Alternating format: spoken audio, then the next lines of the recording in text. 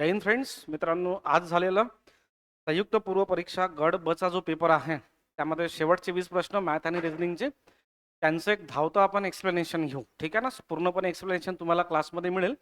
फक्त आपण आन्सर की वगैरे पाहू, थोड्याफार प्रश्नांची मांडणी सांगतो. ठीक आहे ना. आता जर आपण थोडा रिव्ह्यू घेतला विद्यार्थ्यांचा की पेपर कसा होता, तो मला असं वाटतंय की 20 पैकी 15 आणि 18च्या दरम्यान तुम्ही पोचले असाल तर व्यवस्थित आहे. ठीक आहे की नाही. म्हणजे ज्या पद्धतीने आपण बॅच घेतो त्या पद्धतीने मला असं वाटते तुम्ही 15 ते 18च्या दरम्यान असले पाहिजे. तसा 20 पैकी 20 पेपर तुमच्या झालेल्या प्रकारावर होता. कारण लास्टमध्ये आपण भूमिती पण घेतलं आणि भूमितीमध्ये मी एक वाक्य बोललो होतो की लाईफमध्ये तुम्हाला सर्वात जास्त गरज आयताची पडते, म्हणून आयत करून जा. आयतावर प्रश्न येऊ शकते आणि बरोबर आयतवर प्रश्न विचारला होता. मी असं पण म्हटलं होतं की पर्सेंटेज आणि प्रॉफिट लॉसचे बेसिकचे टॉपिक करून जा, त्यावर तुम्हाला प्रश्न राहतील. तो पण आलाय. स्पीड टाइम डिस्टन्सवर आहे, वर्क अँड टाइमवर आहे. ठीक आहे. सो बोर्डवर एक प्रश्न आहे पहा. एका आयताची लांबी 40% वाढवली. ठीक आहे. लांबी 40% वाढवली. आयताचे क्षेत्रफळ तेवढेच राहण्यासाठी आयताची रुंदी किती टक्क्याने कमी करावी लागेल. थोडा ट्विस्टेड प्रश्न आहे. आपण कसं पाहिलं होतं की आयताची लांबी 40% वाढवली व रुंदी 20% कमी केली तर आयताच्या क्षेत्रफळात किती टक्के बदल होईल, असा प्रश्न आपण पाहिला. राज्यसेवेमध्ये तो प्रश्न होता. राज्यसेवेच्या मानानं गट ब चा हा प्रश्न एक स्टेप समोर आहे असं म्हणायला काही हरकत नाही.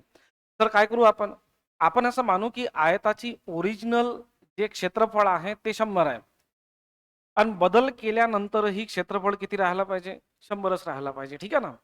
तो त्याच्या लांबी रुंदीमध्ये काय फरक होईल, तो खाली 100 घेऊ. तर लांबी 40 ने वाढवली म्हणजे 140 घ्या. त्यानंतर रुंदी 100 पैकी किती माहित नाही. जर x ची व्हॅल्यू 100 पेक्षा जास्त आली तो प्लस होऊन जाईल आणि 100 पेक्षा कमी आली तर मायनस होऊन जाईल. ठीक आहे ना. बस याला सॉल्व करा. याला सॉल्व केल्यानंतर x ची जी व्हॅल्यू आहे ती मला असं वाटते की 71 पॉईंट समथिंग काहीतरी येऊन जाते. त्या मी काढली आहे. एकदा मी सांगतो की x ची व्हॅल्यू काय येते आहे. ठीक आहे. याला सॉल्व केल्यावर x ची व्हॅल्यू होते 71.42. ठीक आहे. 71.42. पहा इथं 40 होतं तर आपण 100 ने वाढून 140 घेतलं. बरोबर आहे की नाही. याचा अर्थ इथं जे 140 आहे त्याच्यामध्ये वाढलेले 40 आहे. तर इथं जे 71.42 आहे, ठीक आहे, याच्यामध्ये कमी किती असतील ते सांगायचं आहे. तो 100 पेक्षा कमी आहे. तो 100 मधून 71.42 मायनस करून टाका. 28 पॉईंट समथिंग काहीतरी येते आहे. So option number second is the correct answer. Bus simple आहे. ठीक आहे ना. चला नेक्स्ट घेऊया. बोर्डवर पाहता ना, थोडं फास्टमध्ये घेऊ. ठीक आहे. पहा एक बेसिकचा प्रश्न. हा प्रश्न म्हणजे टाईप 2 मध्ये तुमच्याकडून खूप जास्त वेळा मी करून घेतला आहे. ठीक आहे. हा प्रश्न आपण करून घेतला आहे. ठीक आहे. बोर्डवर पाठ. टीना हिने काही आंबे खरेदी केले. चला मानून घ्या 100 आंबे खरेदी केले असतील टीनाने. ठीक आहे. त्यापैकी 10% आंबे सडके निघाले. ठीक आहे. हे 10% जाऊ द्या. मग चांगले किती आहेत, 90%. 90% मधलं डिस्ट्रीब्युशन करा. 90% मध्ये 80% आंबे तिने मित्रांना दिले दिले मग तिच्याकडे किती उरले, 20%. 90 चे 20% म्हणजे मित्रांनो किती, 18. 18% आंबे तिच्याकडे आहे. रेशो मांडा. तर 18% म्हणजे ऍक्च्युअल मध्ये किती आहेत तिच्याकडे, 45. 18% म्हणजे 45 तर 100% म्हणजे किती. बस तिरपा गुणाकार आहे. सॉल्व करा. याचं करेक्ट आन्सर आलं 250. ठीक आहे. कॅल्क्युलेशन वगैरे तुम्ही करून पहा. ठीक आहे. नेक्स्ट आहे पहा. एका वस्तूवर एक दुकानदार. बस हा टाईप 2 चा प्रश्न आहे. तुमचा याच्यामध्ये झालाय पर्सेंटेज मध्ये. एकदम सिंपल आहे. एका वस्तूवर दुकानदार ग्राहकास 10% सूट देतो. पहिले त्या वस्तूची आपण काढून घेऊया. असं माना की त्या वस्तूची छापील किंमत किती आहे, 750. चला 10% सवलत द्या. 10% सवलत दिली तर वस्तू कितीची झाली, ती 100 खाली 90 वर एवढ्याची ती वस्तू झाली. त्याच्यानंतर 25% नफा होतो तर वस्तूची छापील किंमत दिली आपल्याला 750. ठीक आहे. छापील किंमत दिला 750. ठीक आहे. तर छापील किंमत 750, वस्तू किती किमतीला खरेदी केली असेल पहा. इथपर्यंत ओके आहे. 750 छापील किंमत आहे, त्याच्यावर 10% सवलत दिली. तुम्ही डायरेक्ट 750 चे 90% काढा किंवा 750 चे 10% काढून ते 750 मधून मायनस करून टाका. ठीक आहे. मन लावून पाहता मी काय सांगतो. मी तुम्हाला शिकवलं होतं की खरेदी किंमत काढायची आहे. खरेदी किंमत काढताना 100 नेहमी कुठे असतो, वर असतो. याची खरेदी किंमत काढायची आहे. नफा असेल तर प्लस करा, तोटा असेल तर मायनस करा. तर त्याला 25% काय झाला, नफा झाला. 25% नफा झाला, खाली 125 घेऊन टाका, याला कॅल्क्युलेट करा, करेक्ट आन्सर मारा 540. ठीक आहे, कॅल्क्युलेशन वगैरे सर्व तुम्ही करून पाहायचं. ठीक आहे ना, पाहत राहा बोर्डवर. त्यानंतर नेक्स्ट आहे पुढला प्रश्न आहे पहा इंडायसेसचा. इंडायसेस हा जो प्रकार आहे वर्गमुळाचा, मला असं वाटतं हा अंदाजे घ्या, फारशा नियमात पडू नका, अंदाजे घ्या, जवळपासचं घ्या. ठीक आहे सर, हे किती आहे? 45 आहे. म्हणजे 36 आणि 49च्या जवळपास. तर 36चं किती? 6. हे 6 पॉईंट काहीतरी असलं पाहिजे, घेऊन टाका अंदाजे.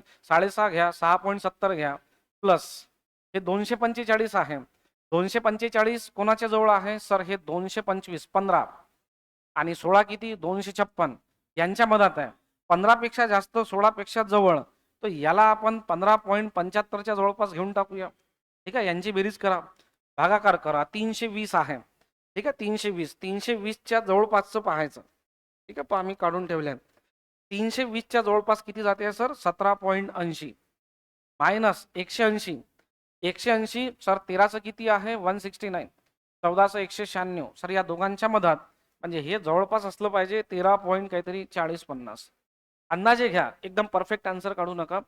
ठीक आहे, बस आता पहा, कारण परफेक्ट आन्सर यासाठी काढू नका कारण ऑप्शन मध्ये ना खूप डिफरन्स आहे, खूप तफावत आहे. तसं इथे तुम्हाला 68 दिलाय, 44 दिलाय, 10 दिलाय, 5 दिलाय. जर ऑप्शन असं असतं ना 5 आहे, 4 आहे, 6.3 आहे, 7 पॉईंट असं असतं, तर मग तुम्हाला परफेक्ट काढणं गरजेचं होतं. आम्ही शिकवताना नाही म्हणतो की कॅल्क्युलेशन ना शक्यतो गडबडमध्ये अंदाजे काढायचा, बाजूला घेऊन करत बसा, याच्या नादी लागायचं नाही. बस याला सॉल्व्ह करा, ऑप्शन नंबर 4 होऊन जाईल 5. ठीक आहे ना. ठीक आहे, त्यानंतर नेक्स्ट आहे पहा, पुढचा जो प्रश्न आहे तो आहे आयताकृती पट्टीची. ठीक आहे, बोर्डवर पाहत राहा, याचं मी डायरेक्ट आन्सर सांगतो.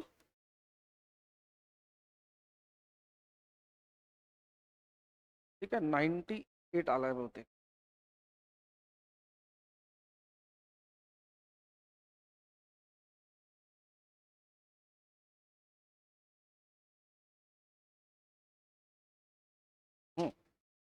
चला ठीक आहे,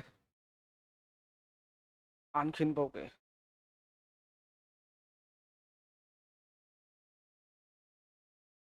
ठीक आहे, त्यानंतर नेक्स्ट पहा. ठीक आहे, रेशो अँड प्रपोर्शनचा एकदम इझी प्रश्न आहे, डायरेक्ट सांगतो पहा. याचा करेक्ट आन्सर 12 येते. पहा, दोन संख्या आहे, पहिली किती आहे? 5, दुसरी किती आहे? 7. त्याच्यानंतर या झाल्या किती सांगा? 7 झाल्या आणि 9 झाल्या.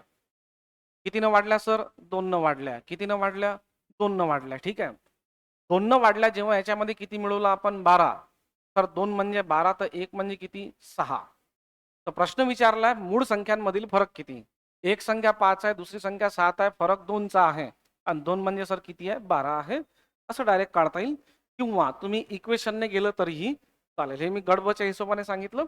तुम्ही असं जा, एक संख्या 5x आहे, दुसरी 7x आहे, याच्यामध्ये पण 12 मिळवले, याच्यामध्ये पण 12 मिळवले, तर नवीन गुणोत्तर 7:9 होतं. तुम्हाला शिकवत असताना मी या प्रकारे शिकवलाय, टाईप 5 वगैरे मध्ये झालाय आपलं. ठीक आहे ना, जिथं आपण इक्वेशन हा प्रकार सॉल्व्ह करतो. ठीक आहे ना. चला ठीक आहे, हे करून पहा, मी शॉर्टकट मध्ये सांगितलं. दोन रेल्वे गाड्या एकाच दिशेने अनुक्रमे 112 आणि 76 किलोमीटर पर वेगाने जाते. ठीक आहे, एकाच दिशेने सर 112 किलोमीटर पर आवर, आणि याचा जो वेग आहे तो आहे 76 किलोमीटर पर आवर. ठीक आहे, बोर्डवर पाहत राहा. ठीक आहे, धीम्या गाडीत बसलेल्या व्यक्तीला 20 सेकंदात ओलांडते, तर वेगवान गाडीची लांबी किती? ठीक आहे, बोर्डवर पहा, साधा प्रश्न आहे, लेंथ विचारली आहे. आता पहा, जेव्हा दोन गाड्या एकाच दिशेला जात असतील तेव्हा त्यांचा सापेक्ष वेग हा त्यांच्या वेगाच्या वजाबाकी एवढा असतो. तो आपण 112 मायनस किती करू? 73. ठीक आहे, पहा, 12तून 6 गेले, 6 राहिले. ठीक आहे ना, आणि 10तून 7 गेले, 3 राहिले. तर युनिट आहे 36 किलोमीटर पर आवर. युनिट लक्षात का घेणं गरजेचं आहे? कारण दुसरं युनिट काय आहे? 20 सेकंद आहे. आता बोर्डवर पहा, मी डायरेक्ट सॉल्व्ह करतो. आपल्याला विचारलाय गाडीची लांबी किती, म्हणजे distance. Distance is equal to speed into time. तर ट्रेन त्या व्यक्तीला ओलांडत असेल तर ट्रेननं कापलेलं अंतर स्वतःच्या लांबी एवढं, आणि कोणती गाडी? वेगवान गाडीची विचारली आहे. वेगवान गाडीच त्या व्यक्तीला ओलांडते आहे, तो वेगवान गाडीने कापलेलं अंतर स्वतःच्या लांबी एवढं. तो वेगवान गाडीचा स्पीड आपण इथं लिहिला 36, पण तो किलोमीटर पर आवर मध्ये आहे, त्याला चेंज करावा लागेल 5/18 ने मल्टिप्लाय करून. त्यानंतर टाइम किती दिलाय सर 20 सेकंद. थोडा 18 दोन्ही 36 5 दोन्ही 10 गुणीला 20. करेक्ट आन्सर किती सर 200 मीटर. परफेक्ट. ठीक आहे. सो क्लास 4 सारखा प्रश्न हा तर हा खूप इझी आहे. ठीक आहे. त्यानंतर आणखीन पाहूया. ठीक आहे. परत मगासारखाच प्रश्न आहे. एका दुकानदाराने एक वस्तू 1200 रुपयाला खरेदी केली. ठीक आहे. त्या किमतीवर 10% सवलत दिली. तर वस्तूची मार्क केलेली किंमत किती? मागचा जो पहिला प्रश्न होता ना एक्झॅक्टली त्याच्या काय विचारला हा उलट विचारला आहे. ठीक आहे ना. आपण इथं काय करूया असं करूया. मागच्या उदाहरणात जे केलं होतं ना मागच्या उदाहरणात कॉस्ट प्राइस विचारली होती. या उदाहरणात आपल्याला मार्क प्राइस विचारली आहे. तर आपण असं करूया एका वस्तूची किंमत घेऊन टाकूया 1200 रुपये. ठीक आहे. 1200ला ती विकते जेणेकरून त्याला 20% नफा होईल. आता याच्यामध्ये ना त्याचा नफा जो आहे तो किती आहे 20% आहे. तो मे बी होऊ शकते की तुम्ही याची खरेदी किंमत काढा 1200ला सॉरी आपण 120ला खरेदी केली. आता 20% नफ्याने ती आपण विकू. म्हणजे विक्री किंमत काढतो ना आपण तर विक्री किंमत काढताना खाली 100 घेऊ आपण आणि नफा आहे म्हणून वर किती घेऊ 120 घेऊ. ठीक आहे. अशी डायरेक्ट त्याची विक्री किंमत निघेल. पण समोर म्हणते की याच्यावर त्याने 10% काय दिली सवलत दिली. 10% सवलत दिली. सवलत म्हणजे डिस्काउंट म्हणजेच मायनस तो खाली 90 घ्या. याला सॉल्व्ह करा. करेक्ट आन्सर आलं पाहिजे 1600. ठीक आहे. त्यानंतर पुढला प्रश्न पहा. नेक्स्ट तुम्हाला डिटेल एक्सप्लेनेशन लागत असेल तर आता उद्या आपली भेट होतेच आहे. ठीक आहे. बॅचमध्ये किंवा माझी बॅच सुरू असताना मला भेटायला या. मी सर्व काही ज्या काही अडचणी असतील त्या तुमच्या क्लिअर करून देतो. ठीक आहे ना. 2 व्यक्ती एक काम एकत्रितपणे 24 तासात करू शकतात. त्यांच्यातील वेगाने काम करणारी व्यक्ती दुसऱ्या व्यक्तीपेक्षा 3 पट वेगाने काम करते. असं माना की ए वेगाने काढते तिप्पट म्हणजे बी एका दिवसात 1 लाडू बनवते तर ए एका दिवसात किती लाडू बनवत असेल 3. 2 व्यक्ती एकत्रितपणे 24 तासात काम करतात. याने एका दिवसात 1 लाडू बनवला याने एका दिवसात 3 लाडू बनवले. जर आपण दोघांना मिळून 1 दिवस काम करायला लावलं तर याने 3 आणि याने 1 असे किती लाडू बनले 4 लाडू बनले. असं एकत्रितपणे किती तास काम करतात हे 24 तास. इथं आपण दिवस नाही घेऊ इथं आपण तास घेऊ. ठीक आहे. रेग्युलर प्रश्नात दिवस असते म्हणून आपण दिवस घेतो. इथं तास म्हणताय तो आपण तास घेऊ. ते एका तासात हा 3 लाडू बनवते हा 1 लाडू बनवते म्हणजे दोघं मिळून एका तासात 4 लाडू बनवतात. पण यांनी तर सर किती तास काम केलंय 24 तास. तो ए प्लस बी एका तासात 4 लाडू बनवतात तर यांनी 24 तासात किती लाडू बनवले असतील 24 तासात लाडू बनवले असतील 4 गुणिले 24. तुम्ही 24 चूक 96 करू शकता पण राहू द्या ते कटेल नंतर. ठीक आहे. आता आन्सर पहा. आन्सर आपल्याला विचारला आहे तर वेगाने काम करणारी व्यक्ती ते काम किती वेळात पूर्ण करेल. कोणतं काम 4 गुणिला 24 एवढं काम वेगाने काम करणारी व्यक्ती किती दिवसात पूर्ण करेल किती वेळात पूर्ण करेल. तर 96 लाडू बनवायचे हा एका तासात 3 लाडू बनवते तर 96 लाडू बनवायला याला किती लागतील 8 त्रिक किती 24 सॉरी 8 चूक किती 32. तो करेक्ट आन्सर जे आहे ते आलं पाहिजे 32 तास. ठीक आहे ना. एकदम सिंपल आहे. तुम्हाला टाईप 4-5 मध्ये शिकवलं जातो इफिशियन्सी मध्ये पटीच्या स्वरूपात किंवा मग पर्सेंटेजच्या स्वरूपात दिलेलं असतं. ठीक आहे. एकदा परत पाहून घ्या. एक व्यक्ती तिप्पट वेगाने काम करतो म्हणजे हा एका तासात 1 लाडू बनवते तर हा 3 बनवते. एक काम एकत्रितपणे 24 तासात करतात. एका तासात 4 लाडू बनवतात. 3 आणि 1 4 तर 24 तासात 24 गुणिले 4. तर वेगाने काम करणारा व्यक्ती म्हणजे एका तासात 3 लाडू बनवणारा व्यक्ती तेच काम किती वेळात पूर्ण करेल असा प्रश्न आपल्याला दिला आहे. ठीक आहे. सो हा एक प्रश्न होता. त्यानंतर आणखीन पहा. हा एक जबरदस्त प्रश्न आहे. हा पण तुमचा झाला आपल्या नोट्स मधून ऍज इट इज आला आहे प्रश्न हा. प्रॉफिट सॉरी सिंपल अँड कंपाऊंडचा. फक्त याच्यामध्ये ना किंमत चेंज आहे. आपण थोडी डिफिकल्ट घेतली होती त्या मानाने याच्यात तुम्हाला सोपी किंमत दिली आहे. बोर्डवर पाहत राहा काय म्हणते. एका व्यक्तीजवळ 10,000 रुपये होते. त्यापैकी काही रक्कम ठीक आहे. त्यापैकी काही रक्कम तो स्कीम ए मध्ये दर साल दर शेकडा 5 दराने. ठीक आहे. तो आपण असं घेऊ बेसिक मध्ये सर 10,000 रुपये आहेत. कॅल्क्युलेशन तुम्ही करायचं मी मांडणी सांगतो. तर हे स्कीम ए त्याच्यामध्ये व्याजाचा दर 5% आहे. हे झालं स्कीम बी ज्याच्यामध्ये व्याजाचा दर 8% आहे. पहिले प्रश्न वाचून घ्या. स्कीम बी मध्ये किती गुंतवणूक केली आपल्याला काय माहित किती केली तर आपण किती घेऊन टाकली x केली. बरं मग स्कीम ए मध्ये किती केली उरलेली तर किती उरले तर 10,000 होते. त्याच्यातले x इथं गुंतवले तर 10,000 मायनस x हे कशामध्ये राहिले? स्कीम ए मध्ये राहिले. आता म्हणते आहे की एका वर्षानंतर 710 रुपये व्याज मिळालं. म्हणजे काय? स्कीम ए वर प्लस स्कीम बी वर दोघं मिळून मिळालेलं व्याज किती आहे? 710. तो आपण इथं लिहिलं ए वर मिळणारं सरळ व्याज, सिंपल इंटरेस्ट ना, प्लस बी वर मिळणारं सरळ व्याज इज इक्वल टू किती सर? 710. सरळ व्याजाचा फॉर्म्युला पी गुणिला आर गुणिला T, P R T by 100 scheme A साठी, प्लस पी गुणिला आर गुणिला टी बाय 100 स्कीम बी साठी इज इक्वल टू 710. ठीक आहे, मी मांडणी सांगतो, कॅल्क्युलेशन तुम्ही करायचं. तर स्कीम ए चं प्रिन्सिपल किती आहे? स्कीम ए मध्ये प्रिन्सिपल आहे sir 10,000 minus x. Rate of interest किती? 5चा एका वर्षासाठी भागीला 100. ठीक आहे, प्लस स्कीम बी मध्ये गुंतवलेली रक्कम एक्स, रेट ऑफ इंटरेस्ट 8 आणि एका वर्षासाठी divided by 100 is equal to किती? 710. तुम्हाला आठवत असेल तर फेअर मध्ये हा प्रश्न केला आपण. ठीक आहे, सेम प्रश्न आपला फेअर मध्ये आहे. ठीक आहे सर, याला सॉल्व केलं.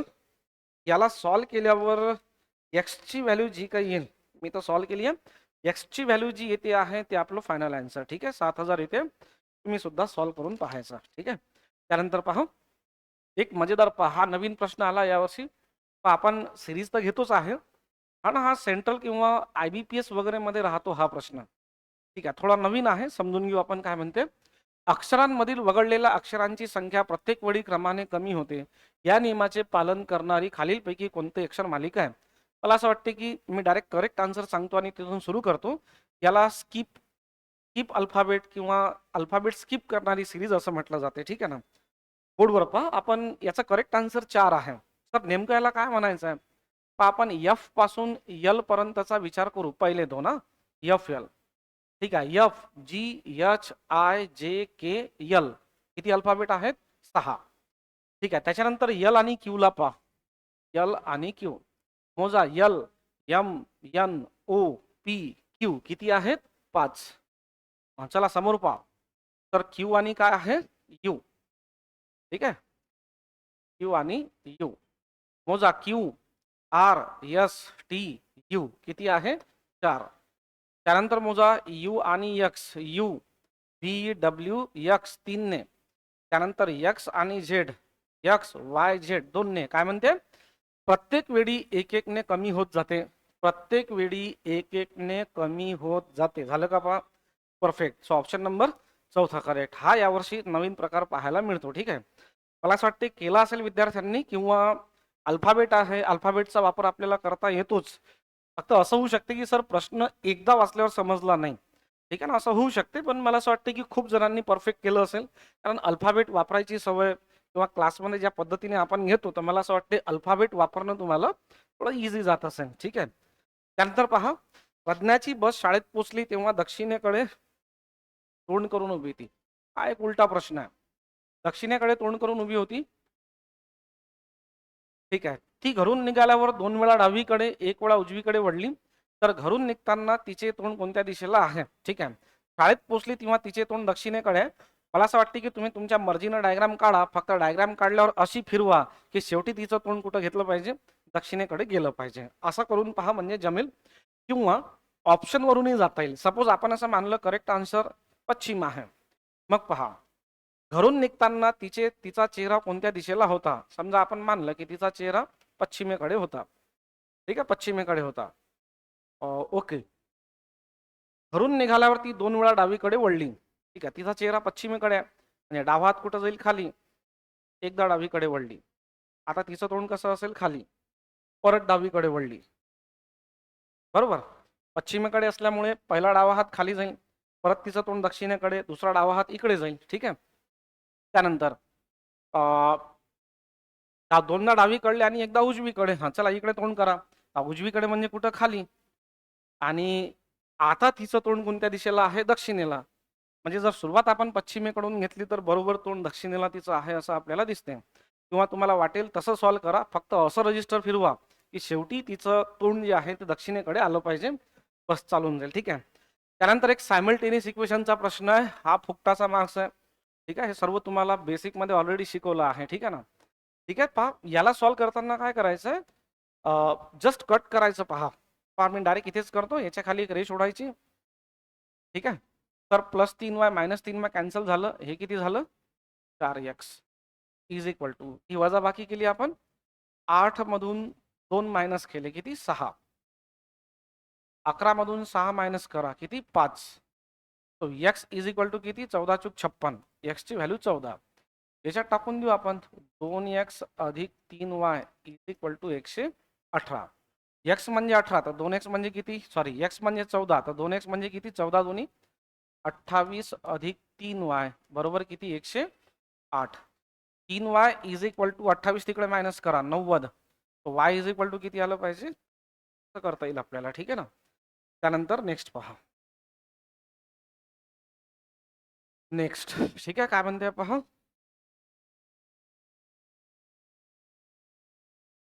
ठीक आहे. एक चोर एका घरात त्याची लूट लपवतो. ठीक आहे. इथे घेऊन टाका घर, इथं त्यानं लपवलंय. पोलीस त्याचा पाठलाग करताना 2 किलोमीटर पश्चिमेकडे गेला. 2 पश्चिम.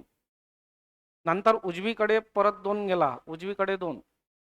नंतर उजवीकडे आणखीन 7. आता तोडून लिहायचा. हे झालं 2 आणि हे इकडे किती झालं सर? 5. ठीक आहे. उजवीकडे 5 गेला. शेवटी तो उजवीकडे 2 वळणे घेतो आणि प्रत्येक वळण गेल्यावर 2 किलोमीटर धावतो. चला इकडे तोंड करा. उजवात कुठं? खाली. 2 एवढं तर 2 एवढं पहिलं वळण झालं. परत उजवीकडे 2 घेतो तर उजवीकडे 2 म्हणजे एवढं वळण. बोर्डवर पाहत राहा सर, हे खालचं एवढं 2 आहे तर वरही एवढं 2 असलं पाहिजे आणि इकडलं 3 असलं पाहिजे, कारण टोटल आपल्याला 5 दिसते. ठीक आहे. धावतो आणि पोलिसांना हरवतो. ज्या घरात त्याने लूट लपवली त्या घरात पोहोचण्यासाठी त्याला किती अंतर चालावे लागेल? तर तो इथं आहे, घर इथं आहे, एवढं अंतर चालावं लागेल. हे किती दिसते आपल्याला? 3. So correct answer 3. Diagram oriented प्रश्न आहे. डायग्राम काढली म्हणजे परफेक्ट बसून जातो. ठीक आहे.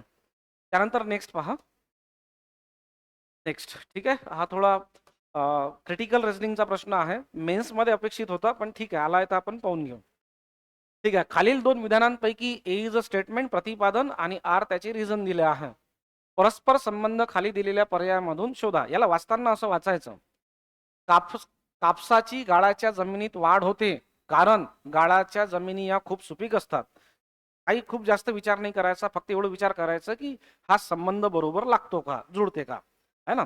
कापसाची गाळाच्या जमिनीत वाढ होते कारण गाळाच्या जमिनी या सुपीक असतात. एक्झॅक्टली टेक्निकल पार्ट पाहू नका त्याच्यामधला, की कापसाला कोणती जमीन लागते, काय लागते ते पाहू नका. तो रेसनिंगचा भाग नाहीये. फक्त तारतम्य भाव लावा. कापसाची गाळाच्या जमिनीत वाढ होते कारण गाळाच्या जमिनी या खूप सुपीक असतात. सुपीक असतात म्हणून चांगली वाढ होते. बरोबर आहे की नाही? तो एकदम करेक्ट बसते आहे. तर ए व आर दोन्ही बरोबर आहेत आणि आर हे एचे काय आहे? अचूक स्पष्टीकरण आहे. सो ए या ठिकाणी काय असलं पाहिजे? एकदम करेक्ट. ठीक आहे. चला समोर जाऊया. त्यानंतर हा एक पझलचा प्रश्न आहे. तसा गट ब मध्ये अपेक्षित नसतो पझल, पण आता विचारला आहे. पझल आला तर मी नेहमी असं म्हणतो की टार्गेट लावून काम करा. मांडणीनुसार थोडं भारी जाते. मांडणी सांगतो तुम्ही करून पाहायची. पहा, A B C D E आणि एफ असा घेऊन टाका. इथं घ्या त्यांचा अनिवार्य हा विषय आणि इथं घ्या त्यांचा ऑप्शनल ऐच्छिक विषय आणि बसवा. जसं डी चा ऐच्छिक विषय इतिहास आहे तर डी च्या समोर ऐच्छिक मध्ये लिहून घ्यायचा इतिहास. या प्रकारे मांडणी करा. पूर्ण मांडणी केली आहे आणि याचं जे आन्सर आहे, ठीक आहे, आपल्याला प्रश्न विचारलाय सी चा अनिवार्य विषय कोणता आहे, तो सी चा अनिवार्य विषय निघतो आहे हिस्ट्री. ठीक आहे. या प्रकारे तो सिंपल आहे हा प्रश्न. करून पहा. थोडासा टाइम गेला असेल तुमचा कदाचित, बाकी जमला असेल. त्यानंतर खालील चौरसात प्रश्न हा तर पाहता बरोबर येऊन जाते. ठीक आहे. पहा काय करायचं, 68 चे अर्धे करायचे. आणि चला द्या, 2 × 6 2 × 8 68 चे अर्धे किती? 34. त्याच्या समोरची संख्या मिळवा 38. 8 आणि 4 12 2 हातचे आले 1. ठीक आहे. 3 आणि 3 6 किती? 7. 100 चे अर्धे करा 50. 50 मध्ये 87 मिळवा 137. ठीक आहे ना. पाहता बरोबर लक्षात आला. म्हणजे माझं सांगतो, मी पाहिलं तर पटकन लक्षात येऊन गेलो. तर 54 पाहिजे. 54 मधून 30 मायनस करा 24. अर्ध 24 म्हणजे इथं 48 असलं पाहिजे. पहा नाही तर 48 चे अर्ध करा किती? 24. 24 मध्ये 30 मिळवा 54. Done. So option number first correct. ठीक आहे ना. सिंपल आहे. आणखीन पहा.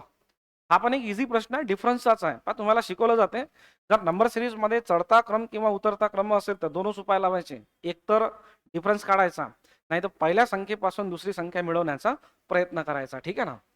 मी इकडे लिहून घेतो. पहा, 14 आहे, 27 आहे, 44 आहे, क्वेश्चन मार्क आहे, 90 आहे आणि 119 आहे. का बाकीचं पाहून घेऊ. तर कितीचा फरक आहे? 13चा. कितीचा फरक आहे सर? 17चा. क्या करून पहा.